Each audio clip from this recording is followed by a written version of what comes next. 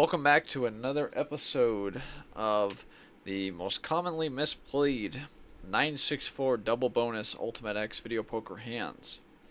In today's set of hands, we're going to take a look at an open-ended straight versus a low pair or a mid pair, and we're also going to look at some hands where you have a mid pair or versus a open-ended straight with numerous different high cards as well. So we will start with example number one here. So here we have a pair of sevens versus 4, 5, 6, 7.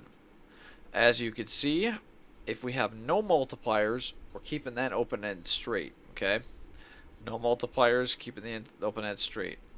At a multiplier sum of 76, we are going to then switch and go for the sevens. Okay, this applies for a open-ended straight versus a pair of like fives, sixes, sevens, eights, nines, or tens, where you do not have any other high card where you could fill a straight. Okay, it has to be a mid pair versus versus the open-ended straight, and there can't be any other high cards. Okay, so again, 4, 5, 6, 7 versus a pair of sevens, no multipliers, keeping that open-ended straight. Multiplier sum of 76 or higher, going for the sevens. The next example is a pair of twos, threes, or fours versus an open-ended straight. As you can see here, we have a pair of threes versus 3, 4, 5, 6. Again, because 2 threes and 4s pay more, we go for them at a much lower multiplier sum. As you can see, no multipliers. We're going for that open-ended straight and a multiplier sum of 29. We're then switching to go for the threes. Pretty much the same logic as the prior hand, except for this is 2 threes or 4s.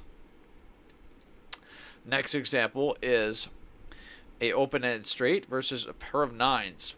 And as you can see here, this would apply to 8s, 9s, or 10s. Because we have one high card or more in the mix here, we're always keeping that open-ended straight because you could fill the straight and you could still fill a jacks or better. The more high cards in this mix where it's open-ended, the more likely you are to go for it because of the simple fact that you could easily fill it. You have more shots at filling the jacks or better or the straight. Or I should say you can fill a straight one way, but you also have more shots at that jacks or better. Again, here it is with one high card, just 8, 9, 10 jack versus the 9s. Again, same scenario. And then here it is again with 3 high cards. Open-ended straight always triumphs that, again, because you can fill the open-ended straight, and you can fill a jacks or better. Okay, here's a quick breakdown. Let's see if this is correct. Looks good. Yep. So a quick little breakdown here of a review of the quick review of those hands on this little chart here, which is quite nice. But let's go back to the beginning again, real quick. You got again a pair of sevens versus 4, 5, 6, 7. At 76, you will switch and go for the sevens. Again, that applies to 5s, 6, 7s, 8s, 9s, or 10s, where you have an open-ended straight versus the pair and no high cards. Next example again, 2s, 3s, or 4s. Same logic. Pair of 3s versus 3, 4, 5, 6. Again, and sum of multiplier sum of 29. You'll be then going for those 3s. And then the final 3 examples. An open-ended straight where you have one or more high cards versus a mid pair.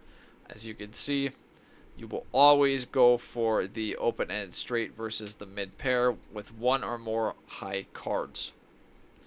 And I'll leave it on that last slide if you guys want to review that one. So yeah, so this is a quick little review of those hands, and like I said, these are very commonly misplayed hands in 964 double bonus, and I hope that guys helps you figure out a couple more tricky hands there. Until next time, I'll see you guys later.